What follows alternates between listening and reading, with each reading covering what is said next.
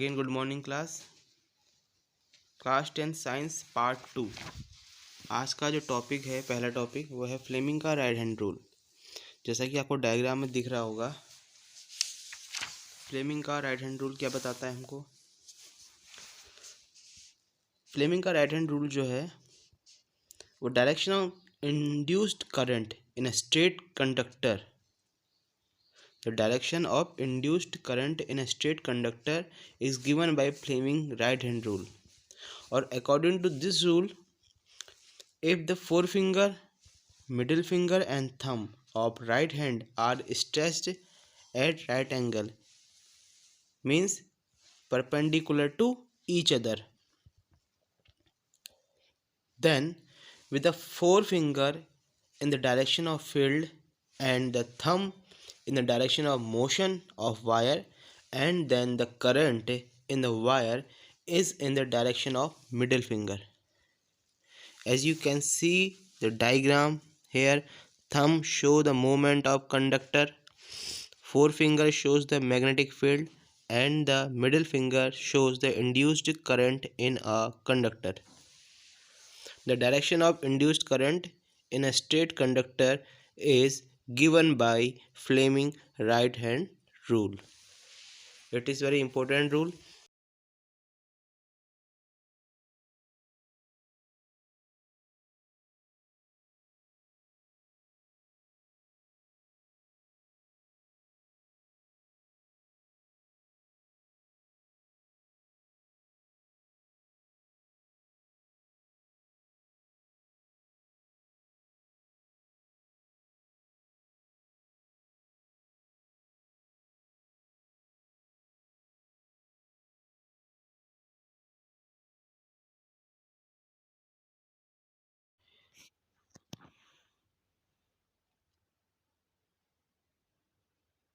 Is either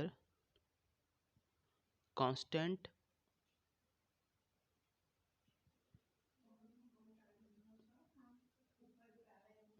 or variable, but the direction of flow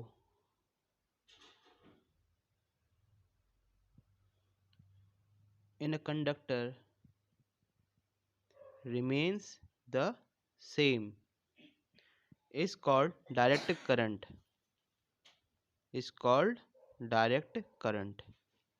or DC.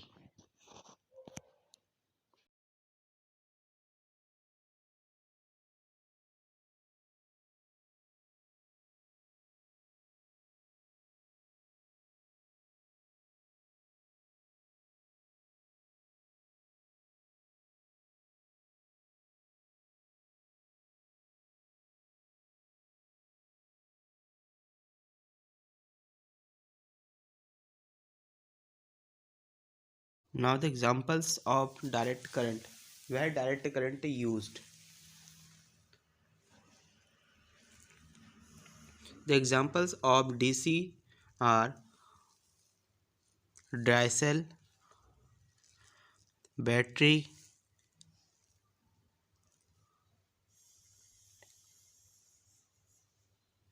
DC generator,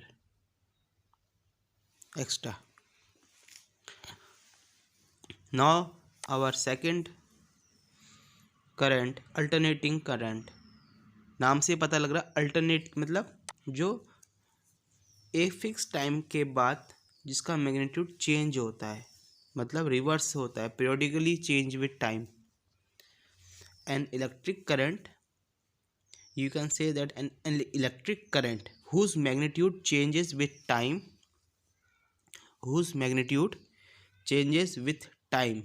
and direction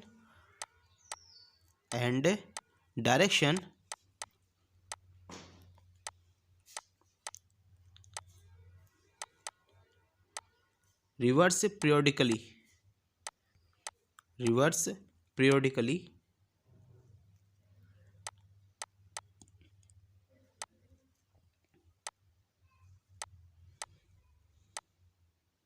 is called alternating current. It is denoted by AC.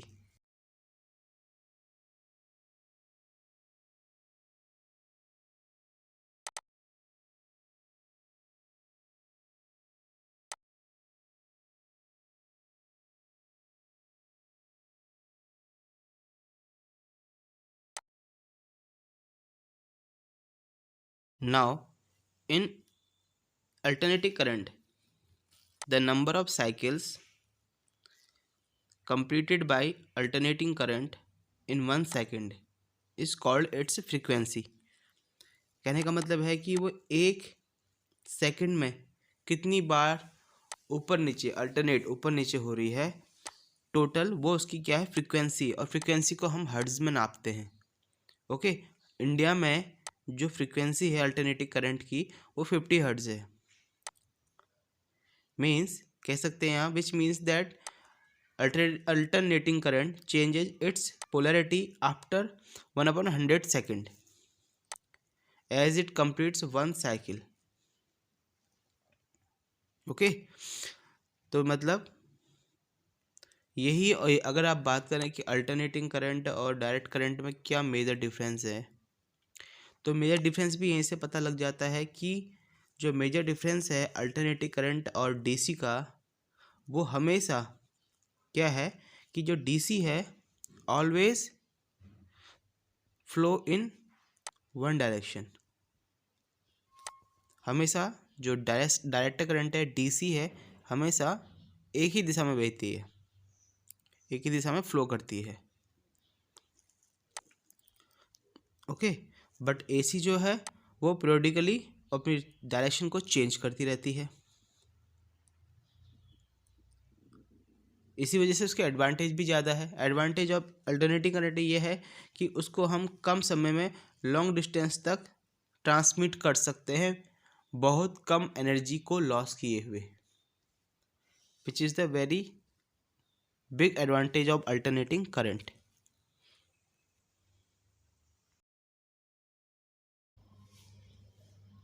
तो ये हो गया आपका complete difference between AC and DC. अब बढ़ते हैं अपने next topic की ओर, जो है डोमेस्टिक इलेक्ट्रिक सर्किट। जैसे कि डायग्राम में आपको एक मीटर दिख रहा होगा और उससे 3 अलग अलग वायरें कनेक्ट दिख रही होंगी, एक अर्थिंग वायर है, एक लिव वायर है, न्यूट्रल वायर है। ओके, चलिए अब इसके बारे में पढ़ लेते हैं ये होता क्या है। जैसे कि आप लोगों ने अपने घरों में देखा होगा कि जो आपके घर का मेन मीटर है उसमें 3 वायरें कनेक्ट रहती हैं।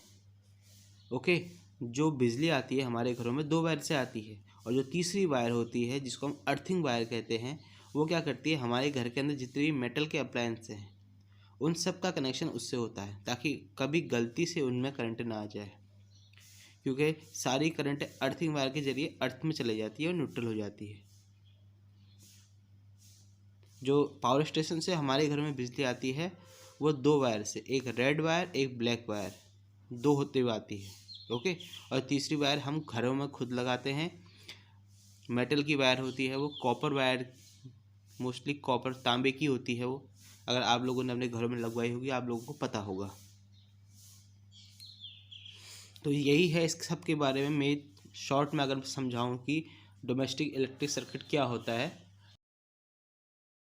तो पहली वायर हो गई लिव वायर, जो रेड कवर में आती है, और जो दूसरी है आपकी ब्लैक वायर जिसको हम न्यूट्रल वायर भी कहते हैं, उसका जो कवर होता है वो ब्लैक का होता है। जो घरों में बिजली आती है वो 220 वोल्टेज की होती है और जिसकी फ्रीक्वेंसी होती है वो 50 हर्ट्ज होती है। अब बात करते हैं अपने कुछ इम्पोर्टेंट टॉपिक जो एग्ज़ाम में पूछे जाते हैं। जैसे पूछ दिया जाता है what is earthing wire. Earthing wire, तो मेन जो इम्पोर्टेंट इसका कॉन्सेप्ट है to avoid risk of electrical shock, to avoid risk of electrical shock, क्योंकि जो अप्लायंस की मेटल बॉडी होती है उनमें कभी भी करंट आ जाता है। आपने देखा होगा कभी आपने कहा फ्रिज से करंट आ रहा है, फ्रिज को छुरी से करंट आ रहा है। अगर आपने चप्पल नहीं पहन रखी है या आपने स्लीपर नहीं पहन रखे हैं तो आपने वॉशिंग मशीन को छू दिया, करंट आ रहा है। या कभी कभी स्टेबलाइजर से करंट आ जाता है, कभी कभी टीवी से करंट आ जाता है। तो इन सब चीज़ों से कि जो अचानक होने वाले हादसे हैं उनसे बचने के लिए हम अपने घरों में अर्थिंग वायर करवाते हैं। तो डेफिनेशन यही रहेगी to avoid risk of electrical shock. Earthing means क्या होता है, to connect the metal case of appliance to the earth by a metal wire that is called earth wire. और जो इसका कवर होता है वो ग्रेनिश होता है, कॉपर वायर लेते हैं हम। इसका एक सिरा जो होता है वो अर्थ के अंदर होता है। जितने भी मेटल अप्लायंस होते हैं जो कि इससे जुड़े होते हैं वो सब 3 पिन प्लग से जुड़े थे। ओके, जो उनका टॉप यूज़ होता है वो 3 पिन प्लग होता है। मेटल वायर जैसे आपने इसमें अगर जब मकान बनते हैं तब लोग अपने घरों में जब अर्थिंग करवाते हैं तो एक कॉपर वायर होती है, और जहाँ पर उस कॉपर वायर को रखा जाता है एक मेटल की प्लेट होती है बहुत बड़ी सी, उसमें वहाँ पर नमक और कोयला डाला जाता है जहाँ पर इस अर्थिंग वायर को ज़मीन में घुसाया जाता है। ओके, तो कभी अगर मौका मिलेगा तो देखिएगा ज़रूर इसको। इसका एक सिरा जो होता है ज़मीन के अंदर होता है और एक सिरा जो होता है मीटर से जुड़ा हुआ होता है, आपके मेन मीटर से।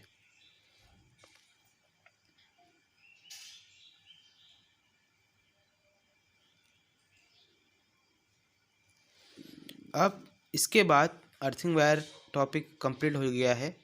इसके बाद जो हमारा नेक्स्ट टॉपिक आता है वो भी बहुत इंपॉर्टेंट टॉपिक है जिसको हम बोलते हैं फ्यूज़। फ्यूज़ का नाम भी आप लोगों ने सुना ही होगा। फ्यूज़ क्या होती है? फ्यूज़ एक प्रकार से एक सेफ्टी डिवाइस है। Okay, so it is a safety device having short length of wire. बहुत छोटी लेंथ की वायर होती है जिसका अपना जो मेल्टिंग पॉइंट होता है वो अराउंड 200 डिग्री सेल्सियस होता है। कभी कभी क्या होता है, ओवरलोडिंग या शॉर्ट सर्किट्स होने से ये, जैसे ओवरलोडिंग होगी तो टेम्परेचर अगर 200 से ऊपर चले जाएगा किसी अप्लायंस का तो ये फ्यूज़ वायर गल जाएगी, मेल्ट हो जाएगी, तो उसका कनेक्शन जो है इलेक्ट्रिसिटी से हट जाएगा, तो वो अप्लायंस जो है ना फूकने से बच जाता है। इसीलिए आपने देखा नहीं वो कहते हैं कि यार फ्यूज़ उड़ गया उसका। फ्यूज़ मतलब वही है, फ्यूज़ एक शॉर्ट वायर होती है। इन्वर्टर के पीछे भी देखा होगा आप लोगों ने, इन्वर्टर के पीछे एक छोटा सा मतलब एक बल्ब टाइप का कह सकते हो आप, कभी गौर करके देखना। तो ये वही होता है। It is a safety device having short length of wire made of tin and lead alloy having low melting point around 200 degree Celsius. It is used to prevent possible damage caused by overloading and short circuit. Okay, तो overloading और short circuit से हमें बचाता है। Fuse हर किसी में होता है। अगर फ्यूज़ नहीं होता तो ये समझ लीजिए कि अप्लायंस उड़ जाता। ओके, तो ये वीडियो समाप्त हुई यहाँ पर। आई होप आपको वीडियो पसंद आई होगी और मिलेंगे पार्ट 3 में। Thank you.